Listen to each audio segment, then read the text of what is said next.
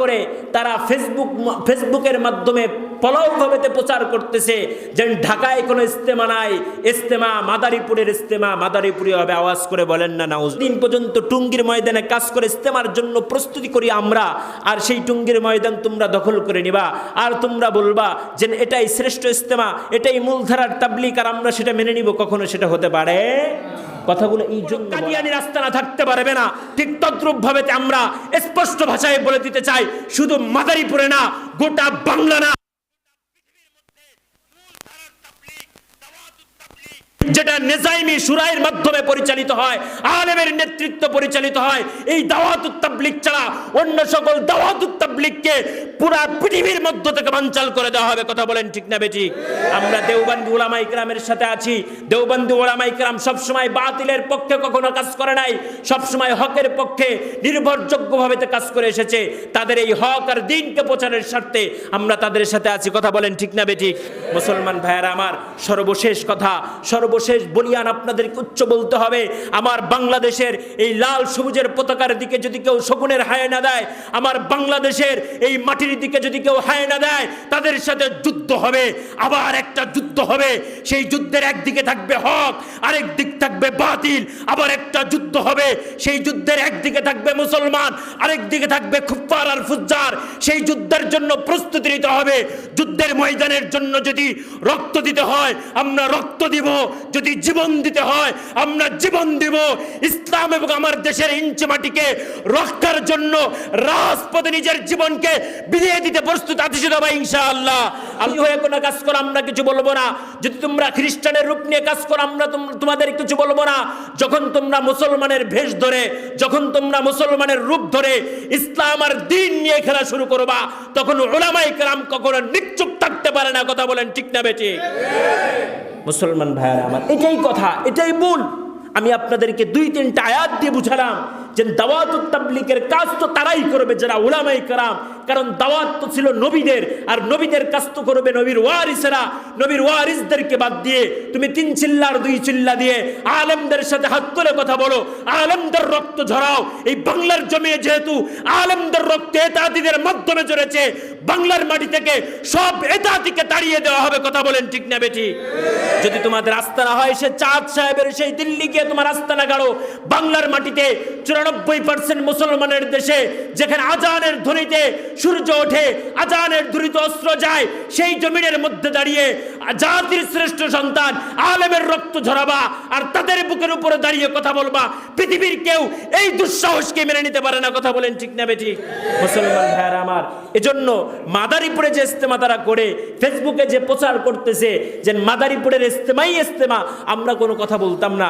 বড়দের থেকে নির্দেশ এসেছে প্রত্যেকটা জুমার মসজিদে আজকে ব্যাপকভাবে তো কথা বলেন। কারণ হচ্ছে তারা মাদারীপুরে ফলভাবে তো প্রচার করেছেন, আম মানুষ তো বোঝে না। তারা বোঝাতে যাচ্ছে মাদারীপুরের ইস্তেমাই শেষ, ঢাকাতে আর কোনো ইস্তেমা হবে না। এত বড় মিথ্যাচার কেন ভাই? তোমরা ইস্তেমা করো, আমরা তো তোমাদেরকে বাধা দিচ্ছি না। মাদারীপুরের যদি মুসলমানরা দাঁড়িয়ে যায়, তোমরা তো এক জায়গায় ঠাঁই পাইবা না। তোমরা ইস্তেমা করো, আমরা তো তোমাদেরকে বাধা দিচ্ছি না। কারণ তোমরা কেন মিথ্যা প্রচার মানুষকে করাচ্ছ? মানুষ তো এটা বুঝবে না। মানুষ তো, মানুষের আবেগ তো ইস্তেমার দিকে ফ্লোভাবে থাকে।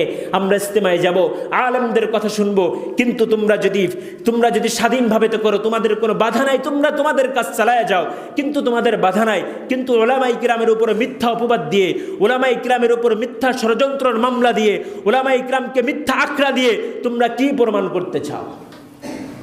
আপনি চিন্তা করছেন গত 3-4 দিন আগে আমাদের বিশেষ কয়েকজন আলেমের নামে এই এতাতির গোষ্ঠীরা মামলা দিয়ে আসছে।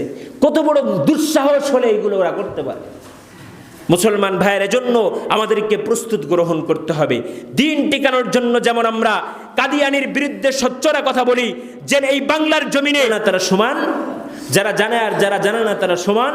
2 নম্বর আল্লাহ কোরআনের আয়াত দিয়ে এটা বললেন যে যারা জানে না তারা জাননেওয়ালাদের কাছ থেকে জেনে নাও।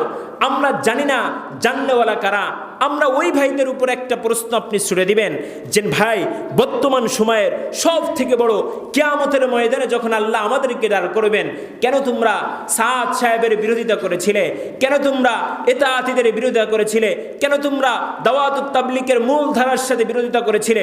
আমরা তখন স্পষ্ট আল্লাহর সামনে দাঁড়িয়ে এই কথা বলতে পারবো, আল্লাহ আপনিই বলেছেন যারা জানে না তারা জানলেওয়ালাদের কাছ থেকে জেনে নাও।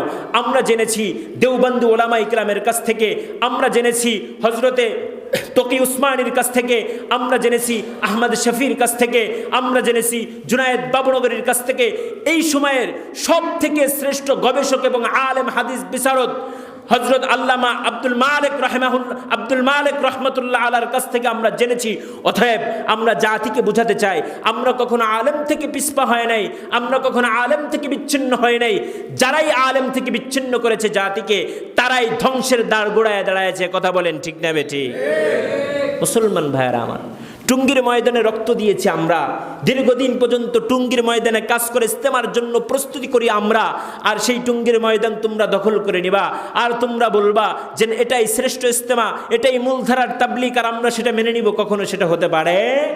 কথাগুলো এই জন্য বলা, মূল কথাটা এই জন্য বলা, আপনাদের মাদারীপুরের মধ্যে তথাকথিত এই নামধারী কিছু দাওয়াতুত তাবলীগের লোকেরা ইস্তেমা বিল্লাহ এত বড় মিথ্যাচার যারা করতে পারে, এত বড় জঘন্যতম মিথ্যা কথা যারা বলতে পারে, তারা কখনো আহলে হক ওলামা ইকরামের ব্যানারে থাকতে পারে? কথা বলেন, থাকতে পারে? স্পষ্ট ভাষায় বলে দিতেছে। মাদারীপুরের মধ্যে ইস্তেমা করে আপনারা ঢাকার ইস্তেমাকে বানচাল করবেন, এটা পৃথিবীর মুসলমান মেনে নেবে না। ঢাকা ইস্তেমা জানুয়ারির 31, ফেব্রুয়ারির 1 এবং 2 এর ইস্তেমা হবে, পৃথিবীর কোনো শক্তি এটাকে রুখতে পারবে না ইনশাআল্লাহ। মুসলমান ভাইরা, যেটা আমি মূল কথা বোঝাতে চাচ্ছিলাম, যে ওলামা ইকরাম থেকে ডিভাইডেড হয়ে, ওলামা ইকরাম থেকে বিচ্ছিন্ন হয়ে পৃথিবীর কোনো দ্বীনের কাজ চলতে পারে না। কথা বলেন ঠিক না? পৃথিবীর কোনো দ্বীনের কাজ কি করে না? চলতে পারে? উলামা ইকরাম থেকে ডিভাইডেড হয়ে চলতে পারে না।